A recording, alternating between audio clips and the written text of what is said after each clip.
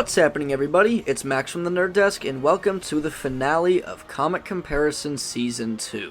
This season has been a blast. I've covered some great books and made some of my best videos yet, so what better way to wrap it all up than by covering one of the biggest, craziest comics of all time, DC's Crisis on Infinite Earths, written by Marv Wolfman, illustrated by George Perez, and released in 1985.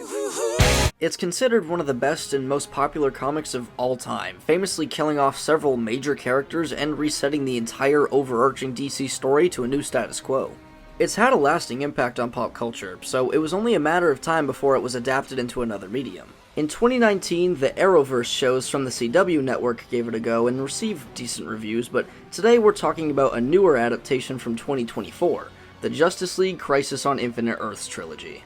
Now, for those of you who don't know, at the end of the last episode, I was told that if I didn't cover this book, my entire universe would be destroyed, and, that appears to be true, and in times like this, I find it best to phone a couple of friends.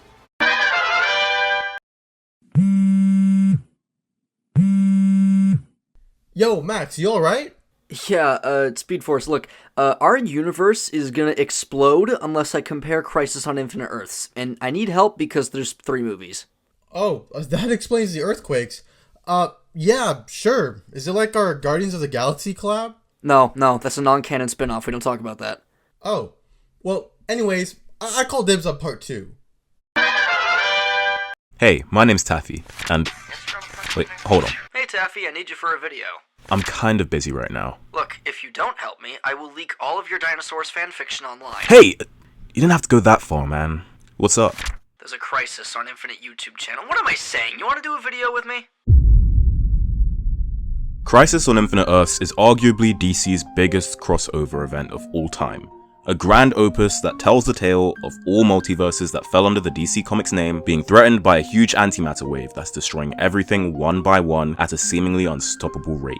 So, all the most iconic heroes from each universe are brought together by the Monitor, a powerful and stoic multiversal observer whose main mission is to stop the impending doom that is the Crisis on Infinite Earths. The original comic book series was written by Marv Wolfman, illustrated by the late George Perez, and was released from 1985 to 1986 as a limited series. Wolfman conceived the idea due to his desire to eradicate the DC's multiverse due to how daunting the catalogue was, and after a fan letter he had read that was talking about this, which led him to believe that it would be a much better idea to create a single, unified DC universe. He was also intrigued by the idea of creating a limited series that takes influence from long-form television, as most comics at the time had mainly told their stories using an episodic format, and Wolfman wanted to switch things up. Here's a fun fact: the Monitor was actually an OC that Wolfman had created years ago, then introduced to the DC brand in his run on the New Teen Titans in 1982. The film adaptation was released in 2024, with a similar intent on simplifying DC's animated movie universe, which had started to dip in quality and interest over time, so DC created a trilogy of movies based on this story to get a clean slate on their animated film continuity. However, Crisis was also adapted in the Arrowverse continuity, which aired on the CW network. Of course, that means there was a lot of slop that came from it, but because of my nostalgia for The Flash, seasons 1 through 3 of course, it genuinely is my favorite version of the story. What's wrong with him? Yeah,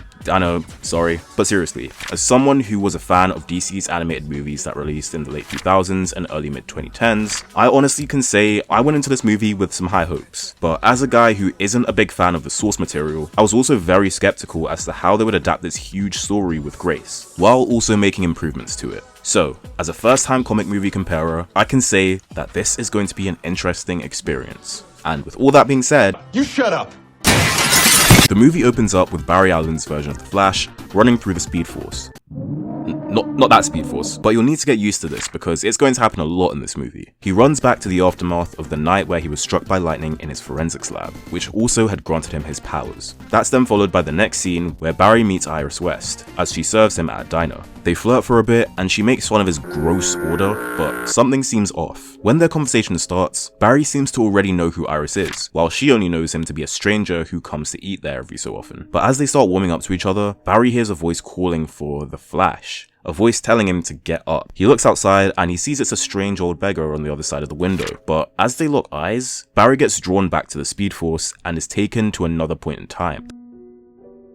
The comic starts very differently by describing the birth of the multiverse, explaining it being created from a single black infinitude, with a burning light that grew until in an instant an ever-growing multiverse of multiverses was created. But, as we then shift focus to the current state of the Earth, the narrator tells us that we are about to witness this Earth's inevitable death, showing us a complete evisceration of Earth 3, as a large white wave engulfs everything, while the people of Earth run for their lives, regardless of it not showing any signs of stopping. We see a superpowered man in a green cloak flying towards it, attempting to pull a child to safety, but failing to save him. This dude is called Peril, and he was cursed with the ability to be teleported to Earths across the multiverse as they're about to meet their end, but fully against his will. In his despair, he just gives up and asks to be swept into the wave and die too, but against his will, he begins to disappear, and according to him, must attend another Earth's death, like he's witnessed the deaths of hundreds of previous ones.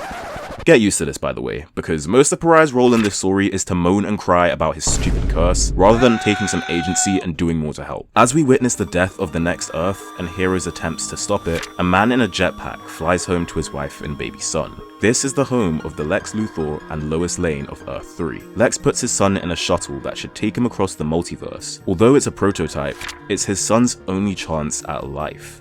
And with that, he sends the shuttle away, and it crash lands in a strange place. And if you see the parallels between this and Superman, then well done, you want a medal or something? The first time we see the Flash in this comic is in a fight with Batman and the Joker. As Batman takes a mass of goo to hold him down, out of thin air, a withered and weak Flash appears to him and the Joker, begging for help. Batman's in complete confusion, as the Flash had disappeared a while ago and hadn't been seen or heard from by anybody. This distracts the Joker, and Batman frees himself to get closer to Barry, as Barry describes how he's seeing the world die around him. But as Batman gets face to face with his old colleague, Barry disintegrates right in front of Bruce. Back to the movie, we cut to the Flash and Superman fighting the rampaging android Amazo. Amazo is a power-stealing android who can not only drain the abilities of metahumans and superpowered individuals, but can steal and use those powers for himself. He drains Superman's power and makes him a couch potato for the rest of the fight, but before Amazo can finish him and Barry off, Green Arrow steps in and helps them escape. Superman introduces them to Bruce Wayne, as he knows that the only person who will be able to attend to their superhuman needs is him. Obviously,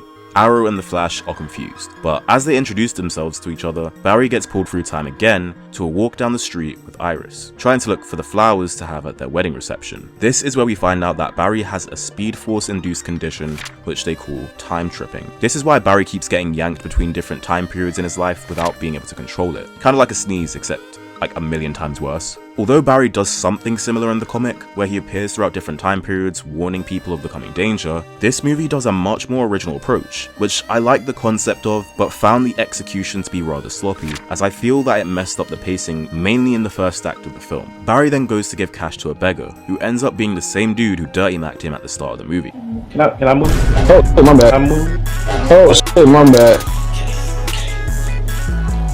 He gets sent through another time trip, this time the beggar letting Barry know that every world is about to end. He lands back on the day Dick Grayson's parents were murdered. Bruce brings him to Barry's house, asking for help to house him in the Central City orphanage, and here we learn that Barry was the one who initially encouraged Bruce to foster Dick as his own son, seeing the benefits that it could bring to Bruce's life as a recluse, and Dick as a kid who could potentially turn out like Bruce, or worse if put in the wrong environment. We then cut back to the day of Amazo's attack, where Green Arrow, Batman, Superman, and the Flash run tests to figure out how to defeat Amazo. The heroes become accustomed to each other after Batman doxes Green Arrow's identity to Clark and Barry. After learning of Amazo's creator, Dr. Anthony Ivo, and figuring out that he was hired by LexCorp, which obviously can't mean anything good, they conclude that Amazo's rampage was most likely a distraction for something bigger. That next morning, the four heroes form the foundation for what will become the Justice League. They recruit Vixen, the Martian Manhunter, and try to recruit Hal Jordan, who less than politely declines, but as he waddles away, Barry is sent to an alternate Earth by the beggar to help him see exactly what he was talking about earlier. Barry is transported to an Earth where an alternate criminal version of the Justice League called the Crime Syndicate run the planet, and has turned it into a post-apocalyptic wasteland. The rest of the doppelgangers arrive, and they all have slightly different identities and names. Ultraman, Superwoman, Powering, Owlman, and Johnny Quick, who you might have seen before in the Justice League Crisis on Two Earths movie from 2010, which follows a loose but similar premise to this subplot. They beat Barry up, and just before he gets killed, he's sent through a time trip back to the unveiling of the Hall of Justice, where Superman publicly gives Barry his flowers for being the one who originally had the idea for the heroes to create an alliance. And here is where he officially names the team the Justice League. And before I can even start crying at this beautiful moment, Amazo had to ruin it by attacking the press event. However, as he attacks, he communicates with Barry at super speed, letting him know of all the imminent dangers that are about to happen to civilians and the other heroes, which tells us that although Amazo is being commanded to attack, his primary programming is to do the opposite and to help people. And he even has a buddy with him, the notorious Lex Luthor, in one of his stupid Fortnite battle mechs. Lex obviously couldn't help himself but ruin this moment for Superman and his pals, and starts going buck wild, crashing out and endangering civilians, all so he can wipe the heroes off the face of Metropolis on their big day. Batman sees that they're outnumbered due to Amazo's power stealing and Luthor's tech, so he decides it's best to just use his ult and squad wipe them all with a nuke, which obviously leaves the rest of the team very skeptical. But Barry time trips, ending up on a mysterious spacecraft, overseeing a plethora of Earths interconnected in one big system. Back to the comic. Following the death of Earth 3, we meet a character in a spacecraft called Harbinger, who is told by a faceless voice who she calls the Monitor that her mission has to begin, and she's sent out across the multiverse, recruiting heroes, anti-heroes, and villains to help stop the impending crisis. Meanwhile, the Monitor goes to retrieve the only survivor of Earth 3, baby Alexander Luthor, whose shuttle had crash-landed on the Monitor's ship. We see the Flash again, a little further on, racing toward chaos, as what seems to be a series of natural disasters has brought him out of retirement. But through the storm and debris, Barry sees it. He sees the wave of antimatter, devouring everything in its wake. And as it gets closer to the near helpless Barry, he does the one thing that he thinks could work, and vibrates at super speed with the hope of phasing through whatever it is that's about to hit him. But on Earth 1, as the Titans are trying to help the public and the Justice League arrive to join their efforts, the Flash appears again, trying to warn the heroes of what is happening or who is doing it, but before he can, he evaporates into thin air, with his last words being his cries for help. We then cut to Barry being tried by the crime syndicate, where they force the truth out of him using Superwoman's lasso of submission, a version of the lasso of truth that tortures the person under its control. Like the crime syndicate, all the villains on this earth were reversed to being heroes, as we see the decapitated head of Lex Luthor mounted on a trophy wall. This Earth 3 is very different to the comic, as although all the doppelgangers have the same names, they still seem to be heroes, whereas in this version they're all just the most evil people you can imagine. But before they kill Barry, the beggar comes to his aid, showing him and the syndicate that the end of all the other Earths is near, right before Barry is sent to his wedding day, with my boy Jon Stewart as his best man. Cisco, eat your heart out. Anyways, of course nothing good can last long if you're a superhero, so Barry warns Iris that something major that won't necessarily be good is destined to happen on their wedding day, then zips away to another point in time to talk to Dr. Ivo, Amazo's creator. Ivo has Hutchinson-Gilford syndrome, hence why as a 39-year-old he's withering away as an old man. He reveals that his condition is what prompted him to start the project on Amazo, and Lex was the one who funded it and used his access to alien tech to help hypercharge the android. Back at the Syndicate's tower, they watch as their Earth gets struck down by powerful bolts of lightning, destroying everything that they had took for themselves. And we even see instances of Ultraman and Superwoman stopping buildings from falling. However, this isn't to save the lives of civilians, but to stop them from hitting the statues made of themselves. Heartless. Ironically, like I said earlier, the comic's depictions of Earth 3 shows that this version of the Justice League's doppelgangers are still heroes instead of villains, and it also is the same Earth we see getting erased at the start, where young Alexander Luthor is sent away in a very Superman-esque fashion. The movie cuts back to the Hall of Justice, where Lex is about to slime out the League. Side note, I'm aware that I've brought up the inconsistent feeling that the structure of this film brings to the plot, but this fight scene in particular has been quite a difficult watch. While most of the characters are animated using hand-drawn art, Lex's battle mech is a 3D model, which constantly changes in its rendering style.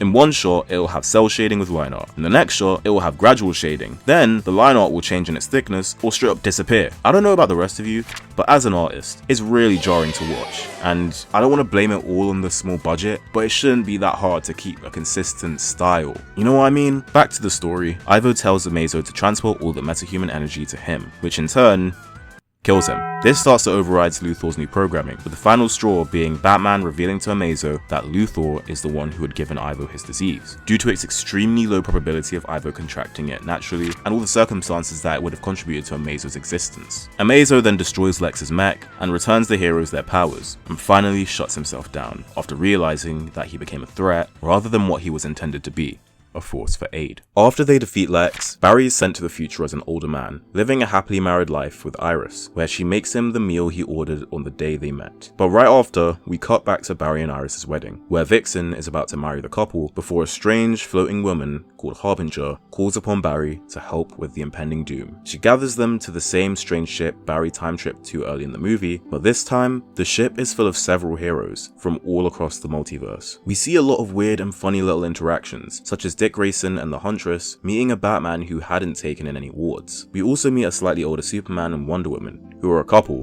while the Superman that we're used to knowing just watches in complete shock. Harbinger then reveals to Dawnstar that she's Kara Zor-El. Yes, Supergirl. This is completely different from the comic, where that version of Harbinger's identity is Lila Michaels, a completely different person from Supergirl, who in the comic plays an important role in her own right.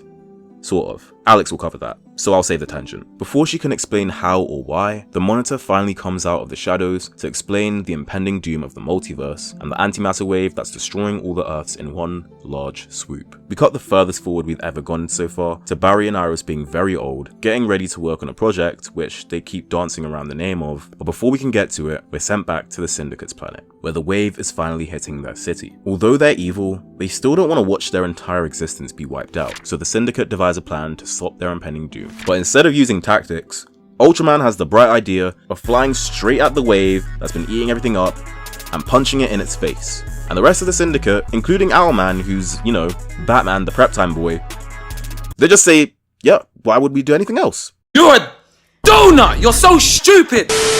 Of course, none of these attempts work, and one by one, the members get sucked into the wave and die noble, but ultimately stupid deaths. Owlman's death is probably my favourite, as he nukes himself right as he's about to hit the wave, as if that was going to do anything. In the comic, the Earth 3 heroes die very similarly, but it wasn't as funny, because due to them doing everything they can to get people away from the wave, and realising there's pretty much no hope in stopping it, they charge in heroically like Owen did from Attack on Titan. And it felt a lot more heroic, because they were trying to do good, whereas the Crime Syndicate decided to just beat up the wave for no reason. In the movie, back on the Monitor's ship, the Question does what he does best and interrogates the Monitor, and the others start to follow suit and question whether the Earths are actually even being destroyed or not. But Barry uses the lasso of truth to convince the rest of the people on the ship, as he had been a first-hand witness to what had happened on the Crime Syndicate's planet. Batman then puts together the different skills, strength, and speed of the people who had been gathered, realizing that everybody here has been handpicked in particular to construct something efficiently to solve the crisis. We cut to Old Man Barry's basement, where he uses his super speed to power Amazo and a machine that he and Iris built to stop the waves from destroying the Earth. While on the Monitor's ship, the brains of the team figure out that due to Barry's ability to vibrate fast enough to shift through different dimensional planes, he could work as a supercharged vibrational generator to power a tower that could bypass the waves, destroying the remaining Earths. So the team construct towers across the multiverse that will work in unison once the waves hit the remaining Earths, which also happens in the comic. Whereas it gets a little hectic over in some of the Earths because the timelines start getting merged and dinosaurs and futuristic tech all coexist with the modern timeline. However, as they're constructing the machine, the wave accelerates, which completely screws up the plan, implying that whatever it is has adapted after realizing the heroes' plan. Barry sees the beggar again, who then asks him what else he can do, to which he tells Barry to run to her. So Barry goes to Iris, and just as the wave's about to hit them, he uses the Speed Force to slow down time to a near stationary point, explaining why they live for so long, regardless of the wave being so close to destroying everything. Just as they're about to finish the tower, Iris falls and dies of old age and exhaustion in Barry's arms, leaving only him and Amazo to finish the mission. They complete the tower just in time, and Barry runs on the treadmill to power it, activating all the other towers across the multiverse. They shield all the Earths and save everybody. As the others celebrate, the Monitor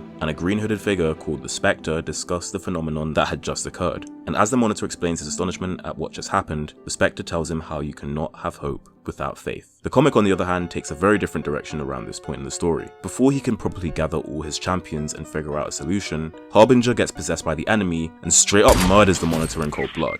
This adds some conflict, as he was built up to be the one with pretty much all the answers, and now that he's gone, we're left in the hands of his apprentices, Pariah, the depressed teleporting drifter, the now teenage Alexander Luthor, and Harbinger, who is very depressed right now because she just killed her dad. So they rally up all the heroes and give them a pep talk on what's going on. Meanwhile, the Flash, Psycho Pirate, and Red Tornado are stuck in a dark void with the enemy, who has hired Psycho Pirate to be his henchman, and he uses his powers to control both the heroes, rendering the Flash a cowering mental wreck, and controls Red Tornado to use his powers to create a destructive typhoon on Earth 1, injuring and killing many civilians, and crippling Wildcat. As this goes on, we learn the truth behind the one who's behind the crisis, as he reveals himself to be a powerful, robotic villain who calls himself the Anti-Monitor.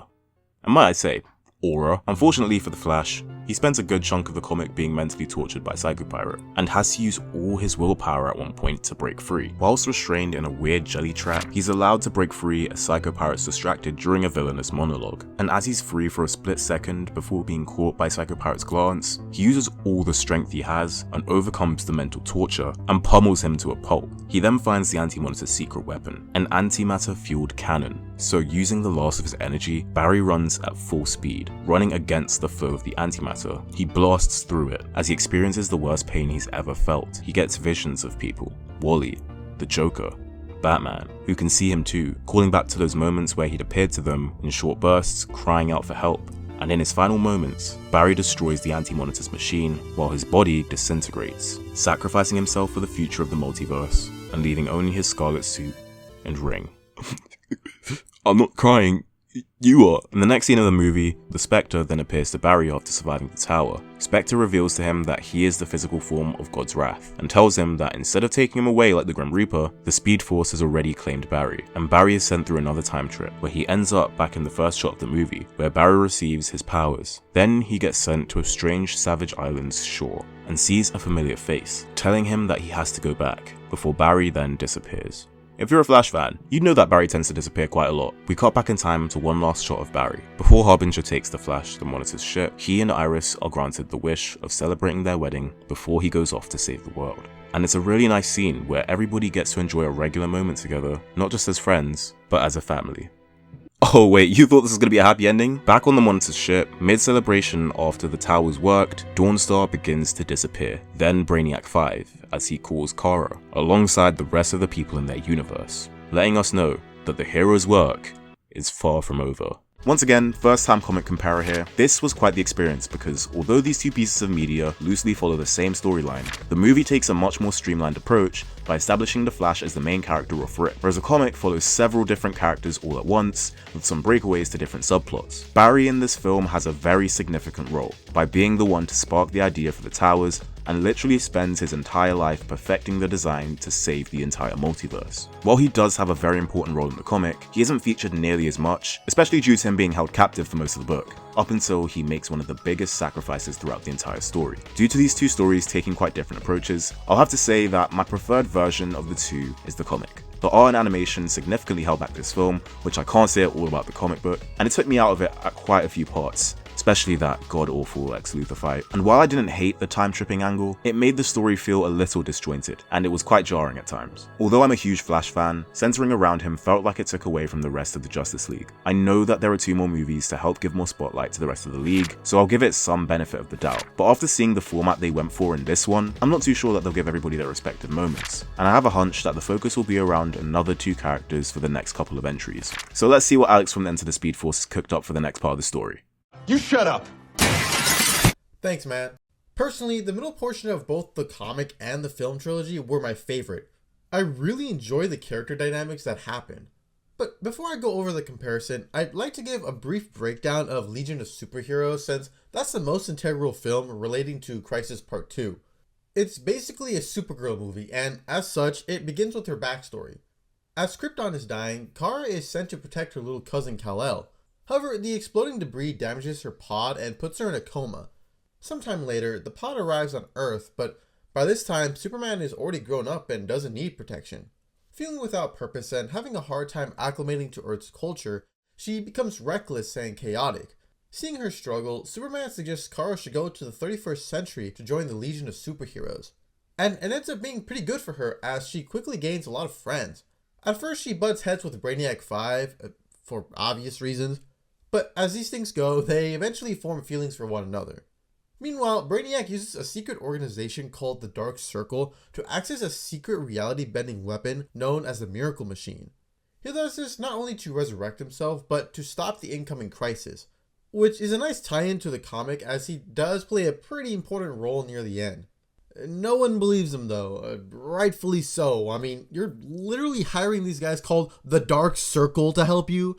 Brother, you need better marketing skills. Not to mention, he wants to use the Miracle Machine to be like Ultron or something. Anyways, the heroes stop him and they send the Miracle Machine into another dimension. Remember that for later. Look, this movie was pretty mid, so I'm not going to recommend you watch it, but those are the important facts you need to know for Crisis Part 2. Let's begin. We begin on the Monitor ship as Mar-Novu is witnessing the death of Krypton. As will be explained later, the Monitors are an ancient race prescribed with documenting or monitoring events throughout the multiverse. They're basically the Watchers of the DC universe. As far as I can tell, this is original to the film. It's possible the Monitors are like this in more recent comics lore, but in the original Crisis, Mar-Novu has no motivations other than to stop the Anti-Monitor. I really like this change as it adds a lot more depth to Mar-Novu as a character, and we're about to see why. As he's seeing the planet's destruction, he notices Supergirl's pod is floating in the debris. Monitor's droid Satellite scans the pod, notices Supergirl is about to die, and suggests she should be rescued. However, Novu gives a cold response with, I find the death of this creature distracting. Please remove it. Satellite proceeds to board the pod onto the ship. When Novu realizes what Satellite did, he angrily asks why Satellite didn't destroy the pod. The droid responds by saying it thought the Monitor wanted the ship on board, though my personal headcanon is that Satellite just didn't want to see Supergirl die. At first, Mar-Novu is annoyed at all this, but seeing Kara's traumatized state, he decides to share a meal with her. As this happens, Kara begins to recover, though her memory is lost. Once the Monitor explains where she's from, she asks if she's able to return home. The Monitor gives a look and says that she can, but only after she recovers and helps him around the ship. Now, obviously this is a lie, so we know how that's gonna end. But why does he lie? Well, Novu's official explanation is that he believed keeping the secret would give Kara the best life possible after Krypton's death. Well, that's probably what he tells himself and partially true. What's more likely is that the Monitor was so lonely for so long, he wanted a companion. So he ends up becoming a father figure for Kara, showing her how the ship works and explaining what the Monitors do. But, of course, this doesn't end well. At some point, Kara finds her pod and realizes Novu lied to her the entire time. This is where we get the biggest philosophical conflict. Mar-Novu has been tasked with monitoring events, believing that if he intervenes, he'll be upsetting the cosmic balance. On the other hand, Supergirl understandably believes doing nothing is a crime of its own, as billions of people could have been saved if the Monitor intervened in these galactic events. This is a complicated discussion all on its own, so I won't discuss that here. Though for some of the naysayers out there, I'd just like to point out what happened in Flashpoint when Barry tried reversing a canon event. Anyways, learning the truth about Krypton, Kara breaks down, believing she is the sole survivor of her people. However, the Monitor consoles her by revealing that her cousin Superman is alive on Earth. She requests to be sent there, and with a sad look, he heeds her request. Overall, I'm a big fan of this storyline. I think it does an excellent job exploring the dynamic between Supergirl and the Monitor. I just wish she found out he lied another way, like, bro, why did we keep her pod on the ship? We couldn't think of a smarter way to hide the truth. But I think the conflict itself is handled well, so for me, this isn't the biggest issue. Meanwhile, in the comic, the Monitor has just been killed. Realizing what she's done, Harbinger breaks down and sobs with Pariah. Issue number 5 is titled Worlds in Limbo. This is because the deceased Monitor's energy is used to put Earths 1 and 2 in what's called the Netherverse, a sort of pocket dimension where those Earths can survive for now. However, time and space are merging, so there isn't much time to save them. Plus, the Anti-Monitor wishes to wipe out the other 3 surviving Earths. In the Antimatter universe, the Anti-Monitor has trapped the Flash. Because Psychopirate's part of the plan isn't in place yet, he's been tasked with mentally torturing Barry. Red Tornado is also captured and currently being modified for an attack. Back in the positive universe, All of the heroes are transported to the Monitor's ship. Harbinger, Alex Luthor, and Pariah try recruiting them not only to take down the antimatter, but to restore the cosmic order by returning to only one universe. However, practically everyone doubts this and need proof Harbinger herself isn't the threat, so the trio allow the heroes to return to their Earths for a short time to witness the chaos. The next few pages show the past, present, and future colliding violently. In terms of the artwork, it's actually really cool as they were able to depict the wackiness super well. It's really fun reading this section. However, story-wise, I don't really get it. Like, y'all literally just witnessed the near destruction of your universes and all of a sudden now you need proof? You're kidding me, right? You're kidding me. Not to mention, there isn't much time before the Earths destroy each other, so why are we like allowing so much time to prove what the trio are saying? Pariah tries to plead with them, saying he's seen countless worlds die. He's heard the death cry of billions. Bro, shut up. Look, the idea of him was interesting in the start, but after he cries out the same dialogue options over and over again, it gets really, really annoying. Like, stop whining, bro. You just have a skill issue. Anyways, the anti-monitor finally finishes the modifications on Red Tornado, and he uses him to send out a massive storm across Earths 1 and 2. The skies are red and lightning flies everywhere. Sorcerers from the two Earths, primarily Dr. Fate and Zatanna, use their spells to stop it. With that, Red Tornado falls to the ground offline. While the attack itself was pretty short, Wildcat becomes a casualty. As he's saving a civilian, one of the lightning strikes destroys his back. He is now completely paralyzed from the waist down. In honor of him, his goddaughter Yolanda Montes takes up the mantle as the new Wildcat. I'm not sure how many people cared about this back then or right now, but for me, this was really cool to see. One of my favorite DC shows is Stargirl, and probably my favorite character from that show was Yolanda. She just has a great character arc in that series. Look, y'all gotta watch Stargirl if you haven't already. It literally is the GOAT. Meanwhile, back at the ranch. In a shadowy room, we see a man who appears to have lost his mind. Sitting down in the chair across from him is Psycho Pirate, who was told he was summoned by this doctor. Not knowing what to do, Psycho Pirate explains his backstory. Charles Halstead had a rough upbringing as his parents had a violent relationship. As his empath abilities kicked in, this would cause him severely heightened distress. Psycho Pirate's empath abilities not only allow him to feel the emotions of others, but he can use those emotions to control people. Believing he was the problem, Halstead's parents sent him to a boarding school.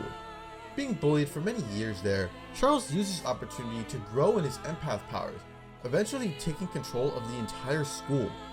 This section is pretty dark because he makes children kill each other, and it's even implied he makes them commit suicide with that extremely grim scene of the police investigating the school. Some point later, Halstead joins the Nazis. As captain of his ship, the vessel pretends to give a distress call for Allied forces to rescue it, only for them to be obliterated by the Nazis. During a storm, the crew are forced to go on a life raft. However, to save resources for himself, Psycho Pirate makes all of them jump into the ocean and drown. Absolutely diabolical. He sends out a cry for help, and the Atlanteans rescue him. Once he's in Atlantis, he takes control of the nation, including Aquaman, as a ploy to take over the world. This is basically the backbone of Justice Society World War II, which is a really good movie in my opinion. Anyways, Psycho Pirate obviously loses, but he isn't captured. This is where we meet up with a scene of him talking to the crazy doctor. But in fact, it's not a crazy guy. It's Dr. Fate. Knowing his upcoming role in the crisis, Fate gives Halstead the ability to travel the multiverse. In each world, Psycho Pirate tries taking over that dimension to, quote-unquote, make it a better place, failing at each attempt. After numerous tries, Harbinger recruits him for the crisis, to which Psycho Pirate reluctantly agrees as the world he was on was rebelling against him. Thus, his role is to project courage and compassion throughout the multiverse, particularly for the heroes to set up and defend the vibrational towers. The way I've explained Supergirl and Psycho Pirate's backstories might seem like needless exposition. I mean, that's what some of the reviews call— wait a minute. It has a 14%? What? Alright. Yo, this is Copper 3. Look, I'm not gonna claim this is the greatest movie ever made. I have a lot of problems with this trilogy, and there are some really stupid things that happen in this movie in particular. but 14%? The reason I really enjoy this part is because it took time to slow down and focus on the characters. There are a lot of great moments between the Monitor, Supergirl, and Psycho Pirate that not only get you invested into the story, but forces you to ask certain questions about morality. Psycho Pirate wants a better tomorrow. Mar-Novu was protecting Kara. Supergirl wanted to act instead of watch. All are right, and all are wrong. I can honestly say this part hooked me into the story the most because we really get to explore the minds of these characters, which is a lot more than I can say about most of this trilogy. I mean, a lot of things just kind of happen, and with the animation style being so weird, I didn't care for a lot of the action sequences or the visuals. It was great seeing the Flash in part 1, but every time we were reminded it was a crisis movie, the pacing kind of went to a complete halt, at least in my opinion. I'm going on a bit of a tangent here, but needless to say, I don't think part 2 deserves this much hate. Anyways, now that we're caught up with the backstories, let's get back to see what's happening in the comic. Issue 6 is titled 3 Earths, 3 Deaths. In the Antimatter universe, the Flash taunts the Antimatter as so far, he's remained the Shadow. You talk big, mister, but I haven't seen you do anything to prove yourself. What are you so afraid of? Show yourself. Goaded into revealing himself, the Anti-Monitor finally steps into the light, and the Flash trembles in fear. Look, in terms of writing, this is pretty stupid. I mean, there's legitimately zero reason for the Anti-Monitor to hide and then reveal himself like this. But man, he definitely has aura, and as we all know, aura farming is the ultimate cure for bad writing. Anti-Monitor gives Psycho Pirate an upgrade, giving him the ability to control 3 Earths all at once. As the antimatter wave approaches the final 3 Earths, Psycho Pirate forces all its inhabitants to walk towards the wave. Meanwhile, the Anti-Monitor hacks into Mar-Novu's ship, where all our heroes are, and causes it to fall apart. There's a pretty cool sequence of the heroes trying to evade all the debris, but before the Death Star explosion happens, Harbinger emerges with her mortal body in the chamber she was created. Even though the ship explodes, all the heroes are teleported to the 3 remaining Earths, and Harbinger's image is in the antimatter wave. I'm gonna be honest, I have no idea why merging with her mortal body does all this. I mean, there's literally zero explanation. One of the biggest problems with the comic is how little Harbinger's character is explored. She's basically just plot device to character. Regardless, the heroes of Earth 1 and 2 try all they can to save the people from the antimatter wave. This includes having to fight the heroes of those Earths as they're being controlled by Psycho Pirate. As the battle rages on, Harbinger uses her final power to draw the last 3 Earths into the Netherverse. Because of this, Harbinger loses her powers and goes back to being Lila Michaels. Again, don't ask me how, I'm just here to report what happened. After the events of Legion of Superheroes, Satellite notices Supergirl successfully used the Miracle Machine to rewrite reality. Seeing as how this was supposed to be a nearly impossible feat, the Monitor is inspired to act against the antimatter waves, even though the odds are stacked against him. Meanwhile, Kara returns to Earth in search of Superman and Batman. As she arrives at the Kent farm, she is abducted by Satellite. Seeing the Monitor, she believes he kidnapped Clark and tries attacking him. Of course, Monitor uses a shield to defend himself, and he calms Kara down. He explains to her that he needs her help for the coming crisis, and that she actually inspired him to act for once. Mar-Novu uses some of his energy to turn Kara into Harbinger, which, by the way, is a sick design. I mean, she just looks so cool. We now return to the present day where all the heroes continue maintenance on the Cosmic Towers. Special focus is put on the multiversal Bat family, the Amazonians on Earth 46, the Justice League on Earth 1, and Kamandi on his world with King Solivar, which is a nice reference to the comic. On the Monitor's ship, the Council continues to investigate why the antimatter waves are coming, noticing that now they hold different frequencies. The team start debating whether the waves are a natural phenomenon or controlled by a sentient entity. As all this is going on, Supergirl is grieving the death of her 31st century friends who, as we saw, were completely erased from the timeline. In shock, Supergirl is extremely slow to respond to orders. Noticing this, Superman asks her what's going on. Kara breaks down and vents, blaming the Monitor for the destruction of Krypton. He just watched, you know. My adopted father just stood there and watched Krypton explode. He saved you. I was blocking his view. Back on the ship, Psycho Pirate asks Novu for help as controlling this many beings is too draining. So the Monitor uses some of his energy to give him an upgrade. I think you could argue this was pretty dumb. I mean, you're literally giving a power boost to a villain. But I do like how we're seeing the Monitor put his faith in people instead of being a stoic bystander. Perhaps in a different timeline, this actually would have given Psycho Pirate a happy ending. But this isn't that timeline, and Charles gets abducted by the Anti-Monitor. In exchange for projecting distrust and anger onto the multiverse, the Anti-Monitor tells Psycho Pirate he'll give him the opportunity to rule the world.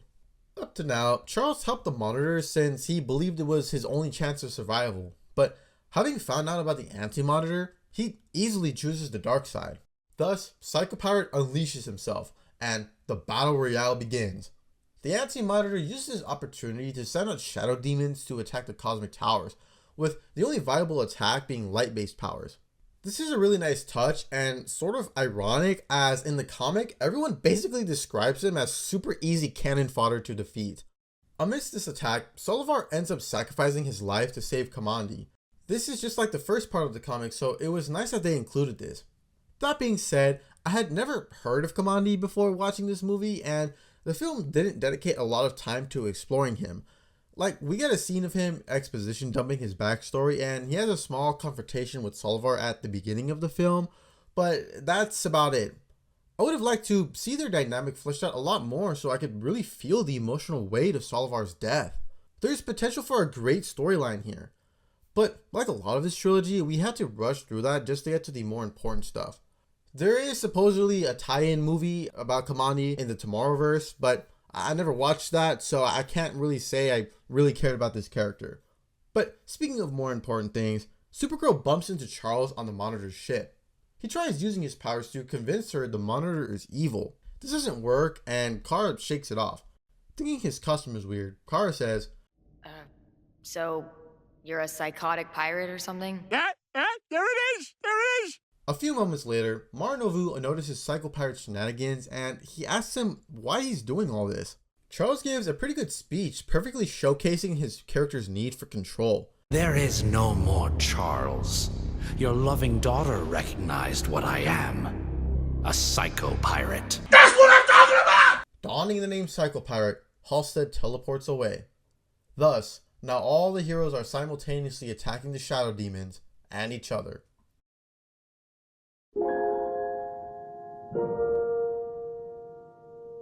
We begin by seeing Brainiac start to assemble villains from across the remaining multiverse. We've seen hints of this earlier, but his plan is finally starting to come together as he wishes to use the crisis as a distraction for taking over the multiverse. That's the end of this storyline for now, as that gets tackled in Nerd Death section. After Harbinger merged everything to the Netherverse, Psycho Pirate's powers are completely depleted. All the people outside Earths 1 and 2 come to their senses and realize they are being controlled. One particular line I found funny was when Beast Boy notices all the different Marvels. Captain Marvel, Mary Marvel, Captain Marvel Jr., now Uncle Marvel? He's Squidward, you're Squidward, I'm Squidward! Anyways, Lila, Alex Luthor, and Pariah gather one representative from each Earth. Superman from Earths 1 and 2, Uncle Sam from Earth X, Captain Marvel from Earth S, Blue Beetle from Earth 4, and Lady Quark from the destroyed Earth 6, previously saved by Pariah. Their task was gathering heroes to defeat the Anti-Monitor. As Alex is explaining who every character is, Blue Beetle gives a pretty funny line saying, "Can the who's who get on with it, pal?" Lila scolds him for being rude, but if we're keeping it at $1.50, Blue Beetle is right. While I hold massive respect for the comics of the 20th century, my biggest problem with them is just how much dialogue there is. Like, every little thing has to be explained in a text bubble. People will be like, "Not even my power can withstand this attack," or, "If anyone can get to the bottom of this, it's got to be the Green Lantern Corps." Like, buddy, nobody talks like that. It just gets a bit annoying when people constantly say dialogue like this, especially in the middle of a fight scene where people aren't really supposed to be talking. That's a big pet peeve of mine. I'm sure there are plenty of examples of older comics that don't do this. I just felt the need to explain why this particular aspect of Crisis doesn't work for me. After Beetle's complaint, we finally get the origin of the Crisis. At the dawn of time, a master race called the Forerunners, the Owens, lived a peaceful life on their planet, constantly seeking to improve their life and immortality. At this point, there was only one singular dimension.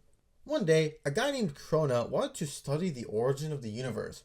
Despite warning, he would proceed with his research, ending with a cosmic bolt that shattered the universe, forming the multiverse and the antimatter universe. Because of this, the antimatter is born in the antimatter universe, while the monitor is born in the positive universe in fateful retaliation. Wanting control of everything, the antimatter built an empire, and he would fight the monitor for 1,000,000 years until a simultaneous attack rendered both of them unconscious. Sometime later, Pariah, a brilliant and famed scientist, wanted to explore the origins of the universe. Do we see a pattern here? Anyways, he was able to create a portal into the antimatter universe so he could study it. But in doing so, he collided matter and antimatter, destroying his universe. This gave the antimatter power and it reawakened him. And with each universe he killed, the more power he gained.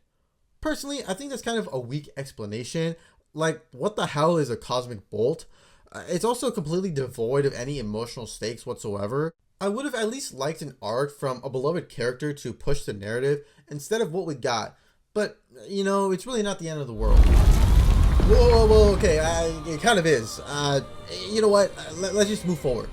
Anyways, a bunch of heroes join the main trio, and Alex Luthor uses his Moses powers to open a portal into the antimatter universe. Pariah guides them as he can feel where the anti-monitor is. With Psycho Pirate's powers depleted, he can't control the heroes. So the anti-monitor sends stone monsters erected from his castle to fight them. After some searching, Superman and Dr. Light find a solar collector, which is rapidly decreasing the vibrational differences between the Earths. Suddenly, Superman gets blasted by the anti-monitor. Clark and Dr. Light try fighting the anti-monitor, but are getting absolutely destroyed. Hearing the screams of Kal-El, Supergirl flies off to save him. As Superman is about to be killed, Kara slams into the anti-monitor. She pummels him, blow after blow, absolutely wrecking him. She knocks him into his own machine, blowing them up as he hits them. Kara flies into him, pleading the heroes to leave and get as far away as possible. As she valiantly battles him, the anti-monitor uses his last bit of power to...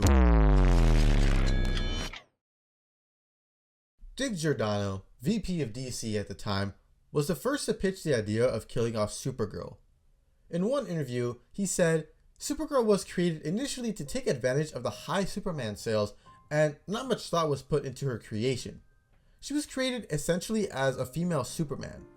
With time, writers and artists improved upon her execution, but she never did really add anything to the Superman mythos. At least, not for me. This just seems so weird to me because today, Supergirl is an important part of Superman's lore.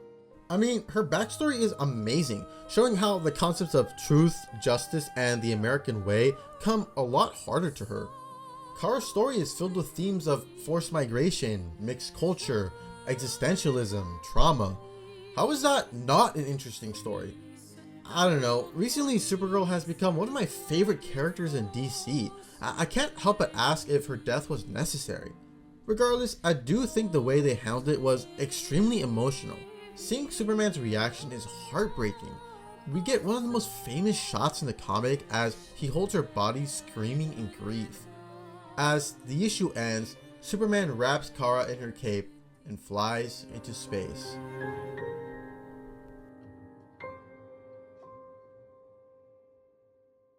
But as comics go, she would eventually return, and in my opinion, that's for the better. I mean, I've seen nothing but praise for Woman of Tomorrow, so much so that out of all the movies that have been announced in Hollywood, Supergirl is the one I'm the most excited for, and it's not even close. But with that, let's wrap up what happens in the movie. During the Shadow Demon raid on Earth 1, Supergirl tries attacking an enemy, but as she does this, she gets trapped inside the Shadow Realm. She wakes up on Krypton, seeing her mother. Believing it was all a dream, she gives her mother a big hug. However, all is not as it seems. She looks over and sees Brainiac and Dawnstar. As she starts talking to them, we see the destruction of Krypton commence, once again seeing the death of everyone she loves. Brainiac tells her their deaths could have been prevented, that all this happened for nothing. We then see Psycho Pirate approach Kara, revealing he's the one controlling the Vision. He manipulates her into believing Mar Novu is at fault for all this, and In a fit of rage, Kara believes she must kill the Monitor. Back on Earth 1, Constantine is seen chilling in an alley. Amidst the manipulated confusion, he and John Stewart begin to fight. It's actually a pretty cool sequence, seeing how each use their powers to... Green Lantern isn't my name. My name is John! That's it. That's my name. Why did you say that name? Are you serious, bro? This is how you resolve the fight? Unbelievable. I can't believe DC made one of the laziest resolutions to a fight twice. Anyways, now teamed up, John and Constantine unleash a light explosion onto the Shadow Demons. Seeing as how big the explosion was, it seems like the battle is over. However, all the Shadow Demons unite into one entity, merging to become the fully forged Anti-Monitor. Bro, I'm not gonna lie, this was pretty sick. It's a different interpretation, but I really like this design than the concept of him being all of the Shadow Demons. The heroes try attacking him, but he deflects all their attacks. The Anti-Monitor stands ready to send out a massive antimatter wave. Back on the Monitor's ship, Mar-Novu is approached by the Spectre, who we've seen a few times up until now. Novu has denied the existence of the Presence, aka God, and has used that as an excuse for his lack of action. However, his love for Kara has taught him empathy, thus he feels for the lives of everyone and wishes to save them all. The Spectre asks him if he would, foreshadowing Kara's arrival. You've watched billions die! Noticing what she's done, she runs up to him. Man, this has to be one of the most brutal deaths I've seen in a while. I mean, this dude is burnt to a crisp. Kara begins sobbing, realizing she just killed her adoptive father, and the movie ends. Personally, I loved this movie. I mean, I thought the way it built its characters was great, specifically those of Supergirl, the Monitor, and Psycho Pirate. I also think the overall roles for all the characters are much better handled than in the comic, especially Harbinger, who is basically a plot device in the comics. I also think the emotional beats were handled the best in this part. Like with the whole trilogy, I'm not a particular fan of the art direction or the editing. I mean, I think this really bogs down the movie for me. But overall, the story itself kind of makes up for the lack of proper execution. Before I hand things off to Max, there is still one last issue of the Crisis I have to cover.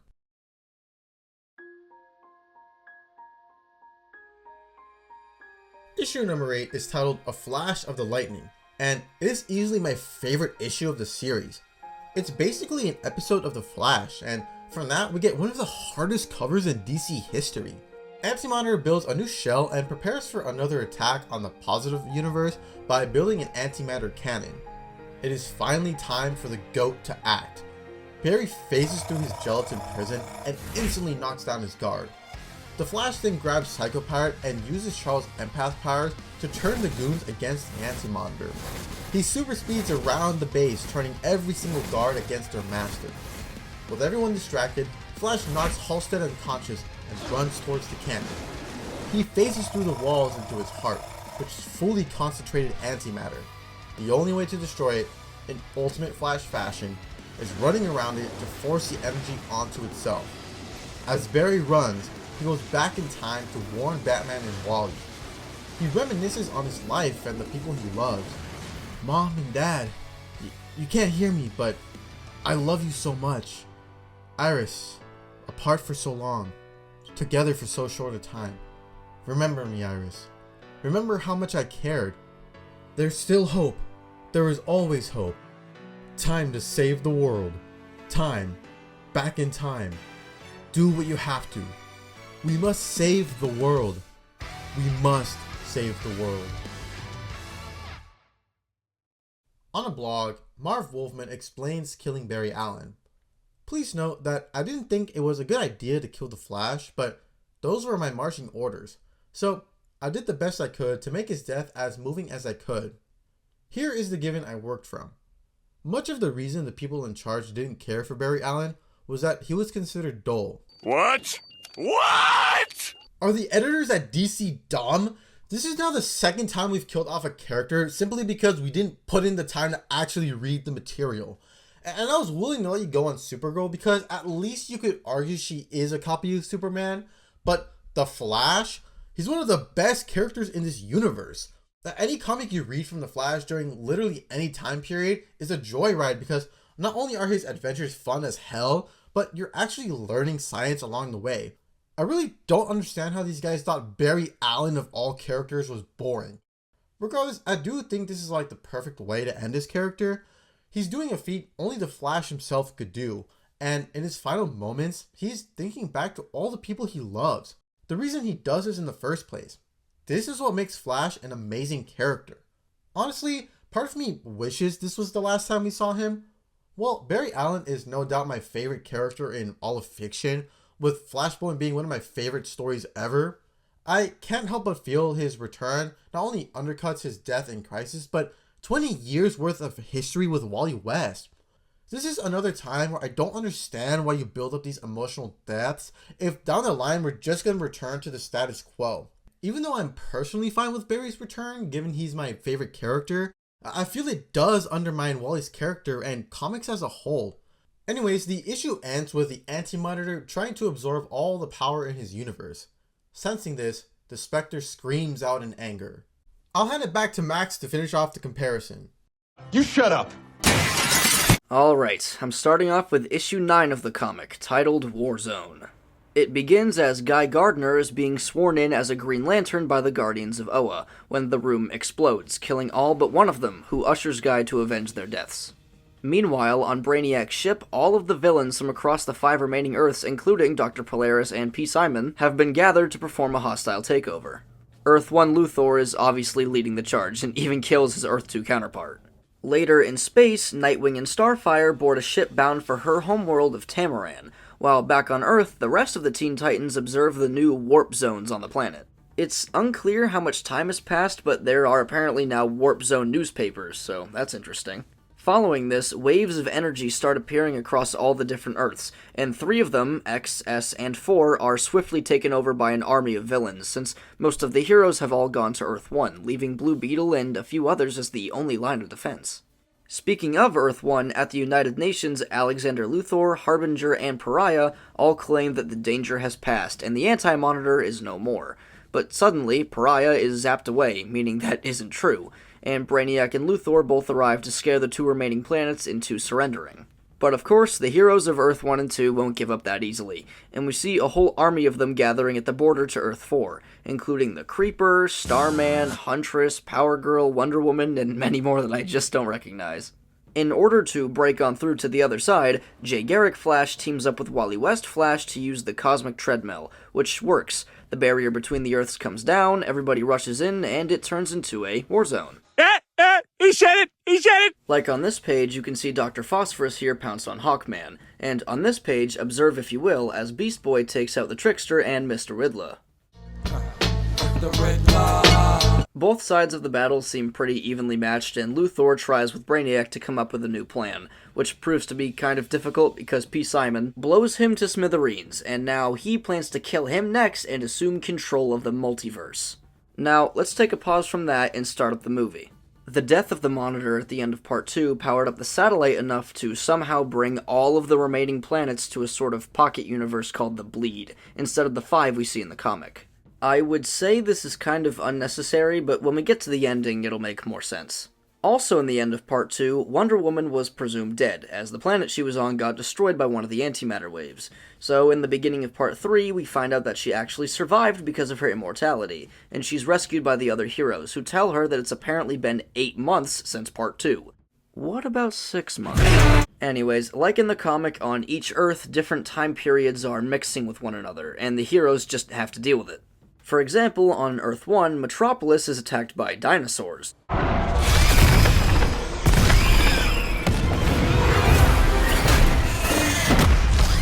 During this scene, there's also a quick cameo from a squad of soldiers called the Losers, not to be confused with this squad of soldiers called the Losers, which is confusing because DC owns them both. Strangers waiting up and down the boulevard. It is nice to see both these characters and Sergeant Rock acknowledged, since they did have a couple of cool moments in the comic, especially because we haven't seen them since the New Frontier episode back in Season 1.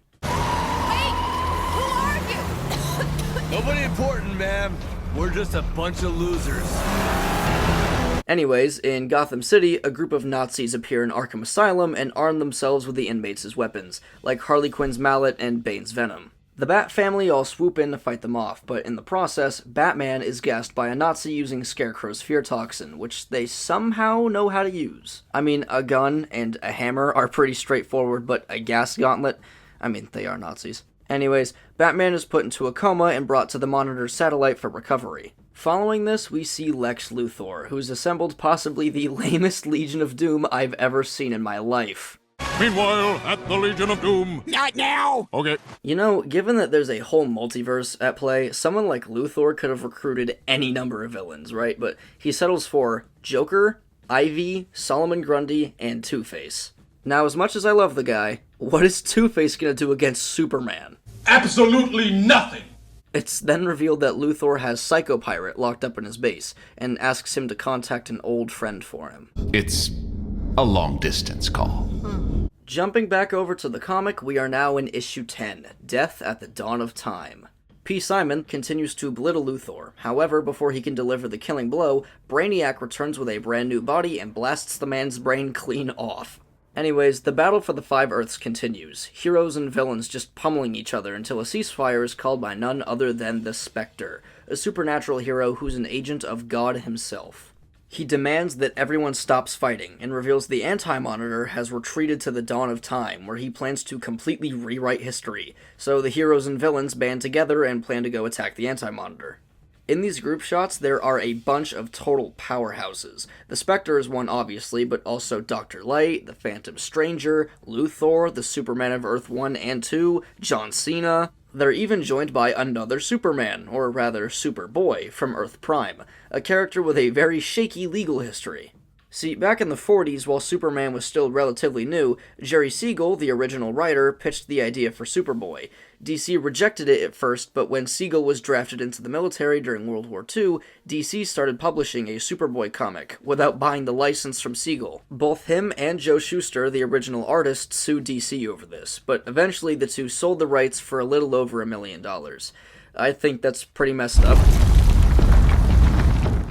Well, where were we? With the combined powers of Wally West, Jay Garrick, and the Metal Men, the army of heroes and villains all travel back to the Dawn of Time. The Anti-Monitor is waiting for them, with Pariah trapped.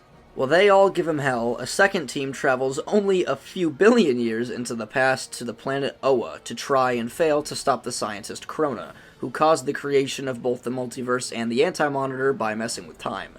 In the Dawn of Time, however, the Anti-Monitor quickly defeats the attacking forces, stealing their energy, and he prepares to destroy the entire multiverse. But at the last minute, the Spectre, supercharged by all the magical heroes, grabs his hand, attempting to stop him. But because the villains couldn't stop Krona, he's able to look back into the Dawn of Time, and the multiverse, the Spectre, the heroes, everything is just completely erased. Now going back over to the movie, Batman is still recovering on the satellite. In his head, we see a flashback where an old man appears on the water telling him to go back to the beginning, before the multiverse. Now, in hindsight, we know that this is Flash from Crisis Part 1, but what's more interesting is that this is actually a scene from a different movie altogether, that being Justice League War World from 2023. In that movie, Batman was stuck in an illusionary world where he believed he was some kind of barbarian, so that's why he looks different. But nonetheless, Batman wakes up and tells some of the other heroes about his dream and what it could mean. Green Lantern then mentions John Constantine, and everything he said about the multiverse in Crisis Part 2. So obviously seeing him as their best lead, Lantern, Batman, Wonder Woman, and Dr. Fate all travel to a wild, wild west planet. No giant spiders, though. They find Constantine drinking away his sorrows in a nearby saloon and ask him for help, but his memories are spotty and incomplete. I only just remember my name. Memories like Swiss cheese. It's mostly, holes. Swiss cheese, he calls it. So, Dr. Fate sets up a ritual that will let Constantine and Batman explore his memories, and here, things get very, very interesting. So, for reference, these three movies take place in a shared universe of other movies like Batman the Long Halloween and Justice League War World, as I mentioned earlier, which is often referred to as the Tomorrowverse, due to the name of the first movie in the series, Superman Man of Tomorrow. And this series is actually a sequel/reboot to another shared universe of movies which everyone abbreviates as the DCAMU. In the final movie of that series, Justice League Dark Apocalypse War, Earth is effectively destroyed, with most of its heroes either dead or heavily injured, and it ends with Constantine and Flash agreeing that the only way to save the world was to go back in time and stop it from ever existing. Clear the board. Start again. Another flashpoint. Obviously, Flash does this and creates the Tomorrowverse, and as Batman and Constantine sift through these memories, we find out how. Turns out, Constantine put a spell on Flash that turned him into a living poison, and sent him to go kill Darkseid, the main villain of that universe, as a baby. Whether or not Flash physically killed him didn't matter, as the magic spell did it for him and thus created the new series. He's typhoid, Barry. Radiates it. He doesn't have to do anything to the little monster. He's already done it. And then to explain why Constantine from the old universe is now Pariah in this one, there's another movie about those events called Constantine House of Mystery, which ends with him being taken by the universe itself, which explains it well enough. Yeah, I know it's a lot to wrap your head around, but that's par for the course with multiverse stuff, and if you try and do the homework, it flows together in a pretty cool way. DC has always had shared continuity between a lot of its shows and movies, but this is on a huge scale, especially once we get to the ending. On that note, let's go back to the comic now. Issue 11 is titled Aftershocks, which will make perfect sense as we get into it. After the multiverse was destroyed, a singular universe was formed. In Metropolis, we see the Clark Kent of Earth 2 waking up assuming that this multiversal saga was just a dream. And you know, sometimes I wish the real-life multiverse saga was a dream too. Surprised to see me? Good lord. Anyways, he goes to work, takes his seat as the editor-in-chief, only for Earth 1's editor-in-chief, Perry White, to walk in and start hounding him, meaning he's on Earth 1, and as such, the other Clark Kent walks in and diffuses the situation. The two then suit up and fly around the country until they eventually reach the house of Jay Garrick's Flash in Keystone City, which is right where Central City is supposed to be. Jay brings the Superman inside to his lab, where Wally West is already waiting. The four all agree that something is definitely wrong. None of them know which Earth they're on, but parts of each are present on this one, so to try and get more answers, the four of them together use the Cosmic Treadmill to travel to another universe. But to their shock, they find nothing, just an empty black void. Earth 2 Superman tries to leave them, feeling like he belongs in the dark, but his Earth 1 counterpart grabs him and they manage to return to whatever Earth they were in earlier. Then later, all the heroes are called to Titan's Tower by Harbinger. The Huntress speaks up and explains that while some heroes are remembered, she has been completely forgotten, with no records of her identity whatsoever. Harbinger then goes on to say that aspects of all the remaining Earths were smashed together into one, meaning some heroes have had their entire histories erased, even if they still remember. For Earth 2 Superman, this means that Lois is gone, and he flies off, filled with anger and hurt. Meanwhile, some of the magical characters like Etrigan, Dr. Fate, and Dr. Occult are dealing with the return of the shadow demons from before. Then in South America, some miners discover a giant energy wormhole. Pariah and Alexander Luthor both feel a shift in energy, and the now reunited Superman look to the sky to see that Earth has been brought into the antimatter universe, with the Anti-Monitor in space ready to destroy them all. Shifting back over to the movie, while Batman and company are looking for Constantine, the rest of the heroes are dealing with the return of the Anti-Monitor, who has now found the bleed and all of the Earths inside it. It fires an antimatter wave at Earth 146, Aquaman's Earth, and he chooses to teleport there to be with his family one last time before it's destroyed. Then, despite their best efforts, the Anti-Monitor wipes out another team of heroes along with Earth 2, killing Jay Garrick's Flash and the original Black Canary. Mom! Everyone is scrambling to figure something out when Luthor teleports there, and everyone quickly finds out that he used Psychopirate to tell the Anti-Monitor where the bleed was in order to study it in action to find any weaknesses. So they watch as it destroys yet another Earth, this time being Commandi's homeworld. We already knew it was a monster. But now, Captain, we know exactly what kind of monster it is. How big, how tough, and what it'll take to kill it. Then Luthor says that since hundreds of different Earths are here, all of their suns must be as well, and if Superman absorbs all of that solar energy, he could likely kill the Anti-Monitor. Meanwhile, Supergirl is completely guilt-ridden over her killing the Monitor, and she decides that she will be the one to absorb the suns. So when the Anti-Monitor returns, all of the other heroes gather to try and slow it down. Superman makes his way towards the suns, only for Supergirl to get there faster, and he reluctantly agrees to let her do it. Then, as Superman comes back to the fight, Luthor starts acting strange, asking Mr. Terrific to shut off the bleed, which would expose all of the Earths. Dr. Light and Superman can tell that he's being possessed, but when he pleads again, Superman concedes, and the bleed is shut off, and right as the Anti-Monitor is about to destroy another Earth, it's hit by a giant blast of energy from Warworld, which was being run by Martian Manhunter, who is the one possessing Luthor. I don't believe it. It's really you, John. Now, to bring up Justice League Warworld again, that movie ended with Martian Manhunter and Warworld itself disappearing, so him coming back here is treated as a nice return moment. As this is all happening, Supergirl has been absorbing all of the sun's energy, and she kind of gets this new form that reminds me of Superman 1 million, and then she starts flying back towards the Anti-Monitor. The other heroes want to make an opening for her, with their best option currently being the giant laser cannon on Warworld, which is apparently powered by emotion, so Martian Manhunter uses his powers to convince Psycho Pirate, who is still locked up by the way, to control the emotions of everyone across all of the Earths, which powers up the cannon and blows a gigantic hole through the Anti-Monitor. What you just said is one of the most insanely idiotic things I have ever heard. You know, out of all 20 episodes I've produced for the show so far, that was the most outrageous run-on sentence I have ever written. Long story short, big gun, put big hole in bad guy. Then Supergirl finally returns, flies into the Anti-Monitor, and blows it up.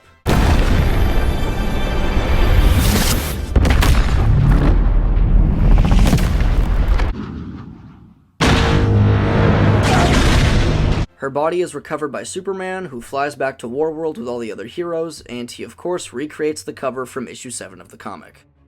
Alright everyone, this is issue 12 of the comic, Final Crisis. Let's do this. Across the Earth, everyone watches as the Anti-Monitor gloats about how unstoppable he is, flaunting the deaths of Supergirl and the Flash, until the sky fully turns black, everything consumed by darkness.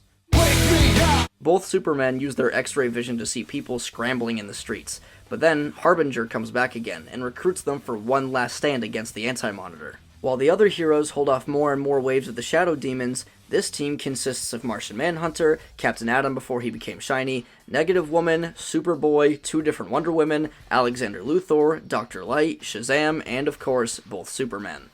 While this is happening, some of the spacefaring heroes like Adam Strange have teamed up with Brainiac and traveled to the planet of Apocalypse to enlist the help of Darkseid.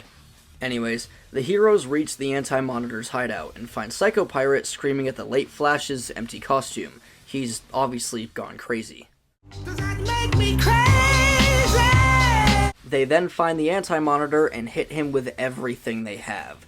In this battle, Wonder Woman is killed and several heroes deal some considerable damage, like Dr. Light and even Darkseid, who did agree to help out of necessity. But ultimately, the last of the Anti-Monitor's essence is destroyed by Earth-2 Superman, who punches him into the sun, causing an explosion that they presume will kill everybody. Both Supermen are content to die this way, but Earth-2 Supes just wishes he could see Lois one last time.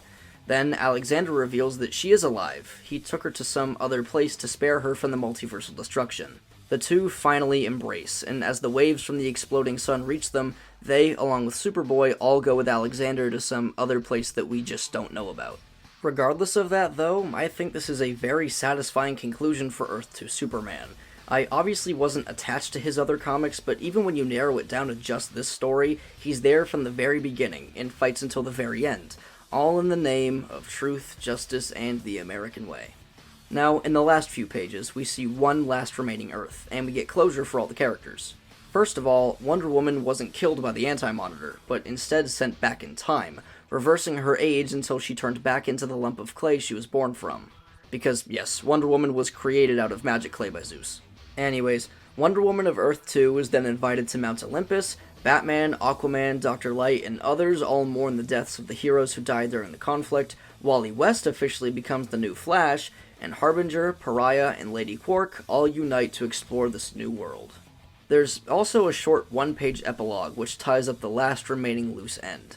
In Arkham Asylum, some doctors are talking about their newest patient, who's been rambling on about the multiverse, and we soon find out that it's Psycho Pirate. He is the only one who still remembers, and he remembers everything. So now, instead of ruling his own universe, he's stuck here, alone, in this new one.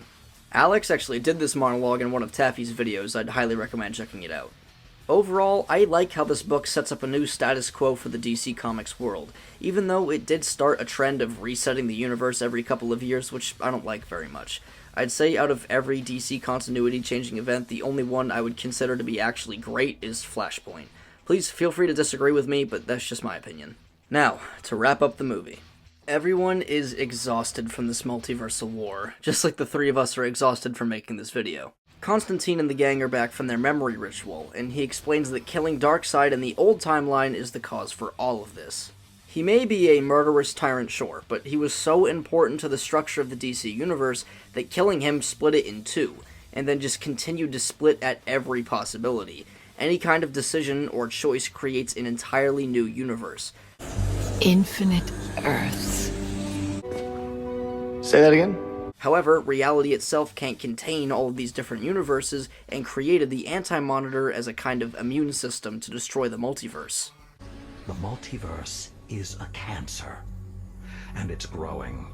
Dr. Chapel then tells everyone that there's never just one antibody in an immune system, and as if on cue, a whole army of thousands of anti-monitors appear and start vaporizing every Earth in sight. Batgirl then mentions something called the Miracle Machine that can quite literally do anything, and if I'm honest, it would have been helpful if she had remembered that before Supergirl, Flash, and countless others died, but whatever. Constantine introduces the idea of using it to fuse all of the different universes and versions of the heroes and villains together into one, which would hypothetically save reality. The only problem with this is that Supergirl hid the Miracle Machine in a pocket dimension that no one knows about. Captain Atom then brings up Nightshade, who can teleport to any given location, so she and Martian Manhunter work together to find it and bring it back to Warworld. I can't move anything this big. You just did. Now, the next problem is giving it enough power to fuse the entire multiverse into one. Green Lantern, who is given a new ring by the other surviving Lanterns, tries and fails. Constantine tries to sacrifice himself to magic, but that doesn't work either. But then, Wonder Woman, someone who survived so much bloodshed and destruction, steps up and offers herself and her immortality to the machine. And sure enough, it works, and a new universe is created. As everyone starts walking through the portal, we see some of the other Earths getting destroyed, and this is where the nostalgia train begins. First is Earth 508, the home to the Super Friends show from the 70s, or all of those funny caption videos depending on how old you are. So what does that mean for us? What do you mean us, Hawkman? You're not Others then follow, like Earth 2003, the home of the 2003 Teen Titans show, but more importantly, Earth 12, home to Batman the Animated Series, where we see Batman confronting Joker on a rooftop as the antimatter wave approaches. I care, Joker. About Gotham. About justice. Now, Kevin Conroy, the voice of this Batman, had passed away 2 years before this movie even came out, and this short monologue was the last thing he ever recorded, and I think this is the best send-off for an actor that I have ever seen. And if it has to end, at least I go out like this, being Batman. But in addition to Batman the Animated Series, this world obviously includes the Justice League series as well, so we get to see the Watchtower, as well as Hawkgirl and Green Lantern sharing one final kiss. I grew up watching Justice League Unlimited and DVD compilations of Batman, so this one did get me in the feels. Next, we see Earth 10 being destroyed, with Psycho Pirate sitting alone in the dark, his mind shattered from powering the cannon on Warworld. But as the antimatter wave engulfs him, he's content, now that everything is finally quiet. Back on Warworld, almost everyone has entered into the new singular universe, save for the Question, which makes sense I guess, as well as the Spectre and Constantine, who is expecting another crazy punishment from the former. Perhaps this time, I can offer hope. But Spectre says that instead of justice, he can offer him hope, which might be referring to Zatanna, who this version of Constantine had a relationship with. But regardless, Constantine decides to follow the Spectre into the darkness, as the last of the multiverse is completely erased. Our final scene, a young Wonder Woman playing on the cliffs of Themyscira, with her mother chastising her, saying that not even she is immortal. You are very brave, Diana. But even princesses are not immortal. So, what does this all mean? Well, I would wager that this new universe is the current DCU, run by James Gunn, which includes the Creature Commandos and Peacemaker shows, the Superman movie, and soon enough, Supergirl.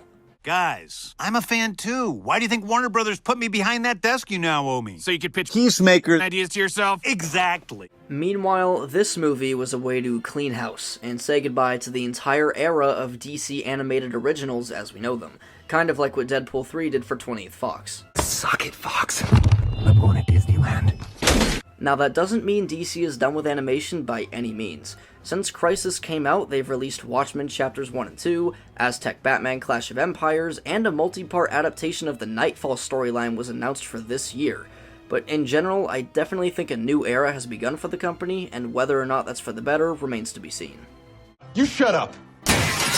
When I was buying the comic for this video, the guy at the front desk told me that George Perez's artwork was the highlight, and yeah, I totally see where he was coming from. The ability to draw this many characters doing this many actions on just one page or one panel even is truly a special skill, and honestly the book is a longer read just because of how much detail there is to take in. I don't think I'm bringing anything new to the conversation by saying that George Perez's artwork in the Crisis comic is a true masterpiece. He was able to capture the correct personalities, form, and stature of so many of DC's characters, making the pages where all these DC icons gathered together feel like they're bustling with life. He could draw all these characters from all sorts of angles and perspectives, and his vision for the extraterrestrial technology and sci-fi elements of the story is brilliant. But what really intrigued me with Perez's art in the original comic is the insanely skilled layouts that this man devised to make the pages as visually stunning and interesting for readers. That really increased the scale and hype of this event. Some panels will overlay others, characters will walk outside of the panels, and then, with some of these pages and double page spreads, I don't even know how to correctly articulate what I'm seeing, so I'll just put them on the screen for you to admire. I also have to give specific flowers for the fact that he created this all in the mid-1980s, meaning all his pencils were created using actual pencils,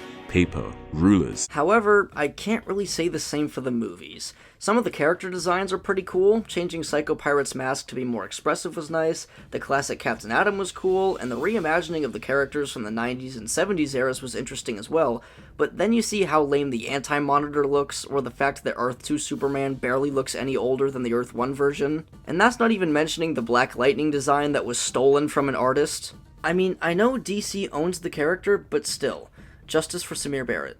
In general, the Tomorrowverse has never had the most unique art style, which is fine, I guess, but the actual animation can also get pretty cheap at times, with Part 2 easily being the weakest in terms of production value. No one's more creative than James Gunn! The movie's art style was quite a letdown for me. It was produced by Warner Bros. Animation, and although I understand that the Tomorrowverse wanted to signify that it was a newer, streamlined continuity, in my opinion, the art style that they went for was pretty ugly. What is that? Considering that the movies didn't have the best budget for animation. They went for a look that would be visibly different from their previous animated works, and I feel that in the concept art pages, it would look really cool, because the thick line art somewhat reminds me of Silver Age comic art. But after watching the movies and listening to a joke that Max had mentioned, all I can think of when looking at this art style is hand-drawn Fortnite skins. Now, getting into our voice cast, we have a gigantic ensemble. So, let's kick it off with Matt Bomer as the Flash, reprising his role from Justice Society World War II. It is the League. The Justice League. You don't know what you're talking about, do you? He's pretty good, and really gets you attached to Barry's story in Part 1. Next is Stana Katic, reprising her role as Wonder Woman from the previous movies, as well as voicing Superwoman in Part 1. Darren Criss also reprises his role as Superman from the other movies, both Superman in fact, as if the two aren't hard enough to tell apart already. You boys twins? Nah, we cousins. All jokes aside, he is a decent Man of Steel, especially in Part 3. Batman is voiced by a returning Jensen Ackles, who we last saw as Jason Todd in Under the Red Hood, but he's definitely better known as Dean Winchester from Supernatural or Soldier Boy from The Boys, which I will cover one day. Fab 5 Freddy told me everybody's fly. DJ's spinning, I said my. Moving on, Supergirl is voiced by Meg Donnelly, and she is definitely one of the strongest performances across all three movies. Thank you. I love you. Erika Ishii, best known as the main character from Ghost of Yote, voices both Dr. Light and the Huntress. Alexandra Daddario of True Detective and Baywatch voices Lois Lane. David Kaye, who's done a lot of work on the Transformers series, plays the Question. All of this is profoundly suspect. Jonathan Adams voices the Monitor, and Otto Asando voices the Anti-Monitor, as well as Mr. Terrific. Poison Ivy is voiced by Katie Sackhoff, last seen as Silk Spectre and Watchmen. Aldous Hodge returns as Green Lantern. Robin is voiced by Zach Callison. Ashley Lathrop is the voice of Iris West. Dr. Fate is voiced by Keith Ferguson. The ability to travel between realities. Come closer. Brian Bloom voices Adam Strange. The Spectre is voiced by Lou Diamond Phillips. My best friend Nolan North voices Amaza, which is cool. Mission parameters have been amended by new best friend. Ike Amati returns as Martian Manhunter, and Jason Spisick, who we last saw as Joker in Batman Hush, voices the Blue Lantern that I forgot was in the movie. Speaking of Joker, though, he is voiced here by a returning Troy Baker, a regular on the show. The main man Lobo makes a quick appearance, where he's voiced by John DiMaggio, who we last saw as the police chief in Batman Gotham by Gaslight, but more people know him as Jake from Adventure Time or Bender from Futurama. Will Friedle, who voiced Batman Beyond back in the 90s, comes back for a few scenes, which is awesome. Both Ultraman and Blue Beetle are voiced by Matt Lanter, aka Anakin Skywalker from Star Wars The Clone Wars, which is a masterpiece of a series. If it was up to me, I would kill you right here! But lucky for you, the man you murdered would rather see you rot in jail. Jeffrey Arends does a really good job as Psycho Pirate. Alongside Supergirl, he definitely carried almost all of Part 2 on his back. You have something for me. That's what they tell me, at any rate. So please, speak up. We last saw him as the Riddler from Batman Hush, and he's also this guy from Super Troopers. You must be eating like $100 worth of pot and like $30 worth of shrooms, man. Who's the man? So I'm gonna need that $130. John Constantine is voiced by Matt Ryan, who's been consistently playing him for over 10 years in both animation and live action, which is a fact I don't see many people talking about. But finally, and most notably, this trilogy marks the final performances of Kevin Conroy as Batman and Mark Hamill as the Joker. A very bittersweet feeling. I must say, Betsy, I'm flattered. If you couldn't already tell, this is easily the most packed voice cast I've gone over, and it is really cool to see a lot of returning voices for the characters, even newer ones like Jensen Ackles that have had at least a few years of experience. You shut up! So, we've come to the final comparison. Fellas, what do we think? I felt like the movies were poorer in quality, especially animation-wise. Yeah, while I think the films handled the actual characters better, particularly Supergirl, Psycho Pirate, and The Flash, the comic has far better direction and art style. Both have individual strengths, but at their core, they suffer from the fact that they're giant reset buttons for business reasons. Although they put in effort when adapting the story from the source material, Wolfman and Perez's vision is way more clear in the comic, as Wolfman got to use his own characters, and Perez took a lot of creative liberty in bringing all these icons from DC's different eras to life. Even though the films weren't able to capture that same cohesion, and they certainly didn't have the best visuals, they captured the essence of the legacy of DC animated media since the 90s. The DCAU, the DCAMU, the Tomorrowverse.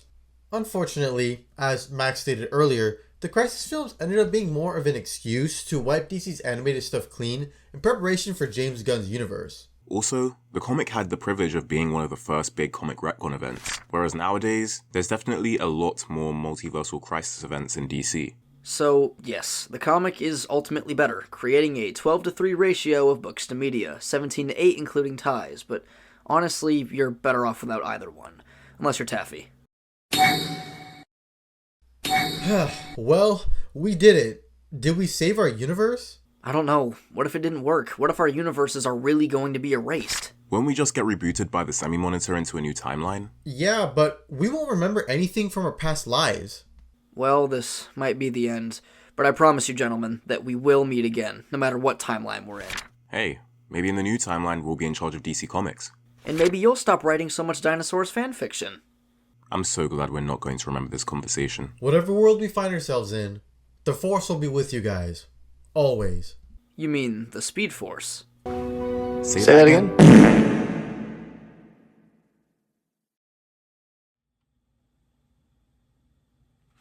You know, even though the whole universe got rebooted, it's nice to have this back at least. But with this episode, we've come to the end of Season 2 and really all of Comic Comparison, at least for now. I'm going on a hiatus for a while because, well, I'm gonna go graduate high school. But I will be back eventually, so until then, thank you so much for watching these last 2 seasons. I hope you found every episode to be entertaining and informative, even the bad ones. Be sure to like and subscribe to see more from me in the future, leave your thoughts and opinions in the comments below, and I will see you nerds later.